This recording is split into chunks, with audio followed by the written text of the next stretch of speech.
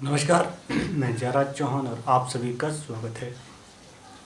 भूपेंद्र चौधरी को उत्तर प्रदेश बीजेपी का नया अध्यक्ष बनाया गया है। भूपेंद्र सिंह चौधरी योगी सरकार के कैबिनेट मंत्री हैं। उन्होंने बुधवार को ही दिल्ली में बीजेपी के राष्ट्रीय अध्यक्ष जेपी नड्डा से मुलाकात की थी। इसके बाद से उनके नाम की चर्चा तेज हो गई थी।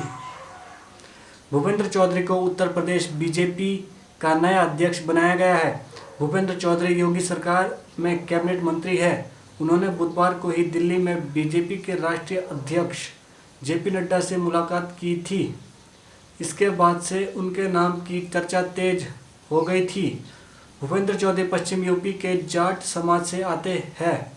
माना जा रहा है कि बीजेपी ने मिशन 2024 के लिए सूबे में क्षेत्रीय और जातीय दोनों ही संतुलन बनाने के लिए ये बड़ा दांव खेला है।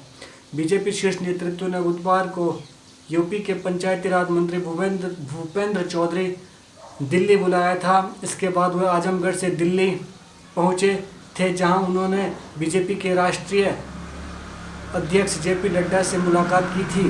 भूपेंद्र चौधरी उत्तर प्रदेश में स्वतंत्र देव सिंह की जगह लेंगे।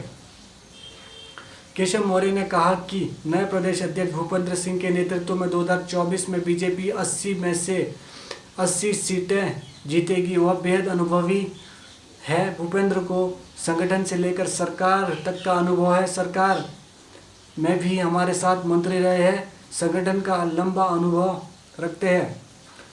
वहीं भूपेंद्र सिंह चौधरी को प्रदेश अध्यक्ष बनाए जाने पर यूपी बीजेपी ने उन्हें बधाई दी। बीजेपी ने ट्वीट कर कहा, निसंदेह आपके ऊर्जावान नेतृत्व में बीजेपी सबका साथ, सबका विकास, सबका विश्वास, सबका प्रयास भाव के साथ प्रदेश में सफलता के नए कीर्तिमान स्थापित करेंगी। बीजेपी लोकसभा चुनाव 2024 के मद्देनजर पश्चिमी यूपी के नेता को प्रदेश अध्यक्ष की जिम्मेदारी देना चाहती है, ताकि क्षेत्रीय समीकरण बना रहे। मुख्यमंत्री योगी आदित्यनाथ पूर्वांचल से आते हैं, तो संगठन की कमान पश्चिमी यूपी को देने की रणनीति है। ऐसे में पश्चिमी यूपी में जाट वोट बैंक को साधने के लिए भूपेंद्र चौधरी सबसे मजबूत नेता माने जा रहे हैं। इस तरह बीजेपी भूपेंद्र चौधरी के जरिए जातीय और क्षेत्रीय संतुलन बनाने की कवायद में है।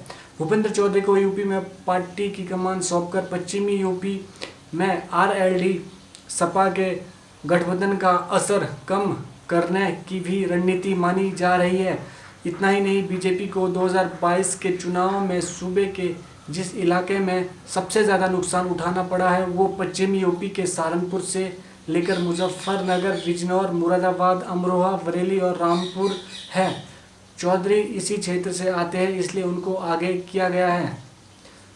इससे पश्चिमी यूपी की जाटों के प्रभाव वाली 1.5 दर्जन लोकसभा सीटों पर बीजेपी को फायदा हो सकता है। जाट समुदाय से आने वाले भूपेंद्र चौधरी को बीजेपी के शीर्ष नेतृत्व के साथ मुख्यमंत्री योगी आदित्यनाथ का भी करीबी माना जाता है। इसके अलावा आरएसएस के पुराने स्वयंसेवक है। ऐसे में प्रदेश अध्यक्ष के रूप में जाट चेहरा लाकर भाजपा, जहां किसान आंदोलन के कारण पार्टी से दूर माने जा रहे जाटों और किसानों को साथ सकती है, तो पश्चिमी यूपी में पार्टी का आधार और मजबूत कर सकती है।